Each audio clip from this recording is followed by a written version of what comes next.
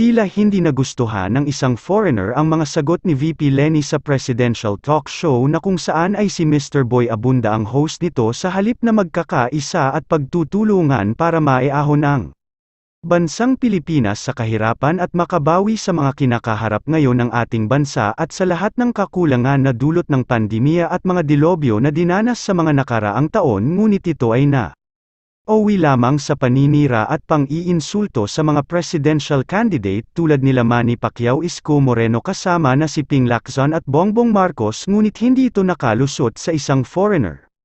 Dito ay sinabi ng isang foreigner na walang kwenta itong si VP Leni kung ito ang magiging presidente ng Pilipinas dahil sa mga sagot pa lang ay halata na ang pagtakbong presidente ni VP Leni ay personal at walang pakialam sa mga Pilipino dahil lahat ng sagot ni VP Leni ay puro panglalait at paninira sa kanyang mga katunggali sa pagka-presidente. Ayon pa sa foreigner na walang pag-aalinlangan na sinabi na si VP Leni ay wala talagang alam kung paano patakbuhin ang Pilipinas. Ating tunghayan ang buong reaction video ng isang foreigner na concern sa Pilipinas.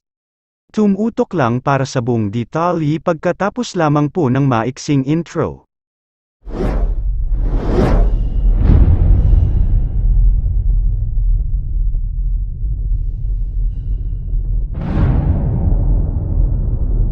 I just wanted to make a few comments on the recent interview with Madam Vice President Leni Robredo and Boy Abunda.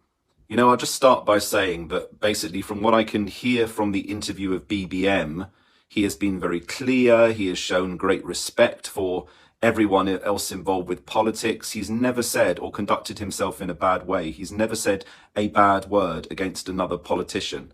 And yet here we have Boy Abunda when he was asking the question to Leni about who the Filipino public should vote for. She was asked about BBM. And the first words that came out of her mouth were liar or sinungaling.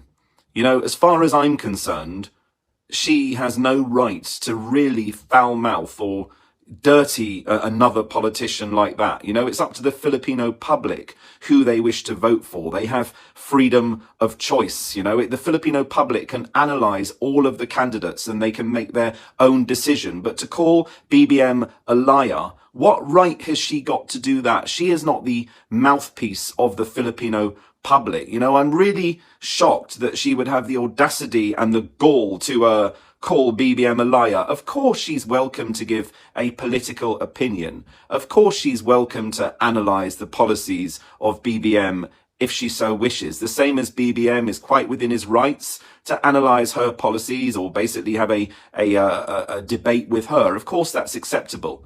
But to call somebody a liar without any concrete evidence, without any factual evidence, I think is wrong.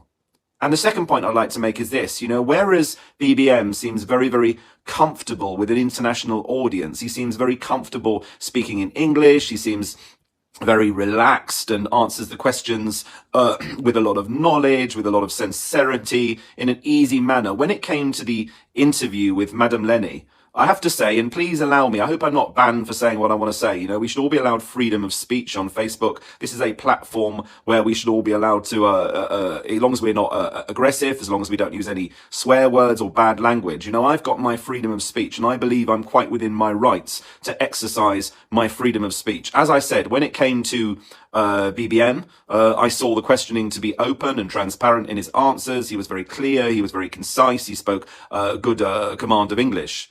However, it made me think, you know, English is the second language of the Philippines, but of course not everybody speaks Tagalog. There are over 100 dialects in the Philippines, and I'm not expecting everybody to speak all of the different dialects. Of course I'm not, but at least you could throw in a few English words. And when it came to the interview with Leni, I probably heard maybe one or two words in English for the whole interview. You know, Leni needs to be able to converse with an international audience. I'm not saying Leni can't speak English. What I'm saying is this, that during this interview, if Boy Abunda spoke English and used Taglish, you know, Leni should reciprocate. Leni should also do that as well when she's speaking to Boy Abunda. It's that here we are, you've got Leni, you've got Boy Abunda asking an open question in Taglish, and every single response from Leni, of course, was in pure Tagalog. And, you know, she's got to reach out to the international audience. You know, not everybody can speak Filipino.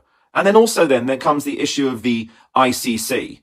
You know, the fact is that the Philippine government at the time decided to quit being a member of the ICC, and that's absolutely fine. They had every right to do that. And also, you know, Leni is part of the Philippine government. She's a member of the Philippine government. So what she's basically said is that when she gets into power, she's going to immediately join the ICC again. She's going to immediately allow the ICC investigators into the Philippines. And basically, you know, I just feel that, you know, it's like she's trying to, from the very beginning, she's been against President Duterte. From the very beginning, she's trying to get him into trouble. If anyone remembers the video way back where she was talking about killings in the Philippines, and I believe she went to the UN with that video, you know, she really seems to have bitterness and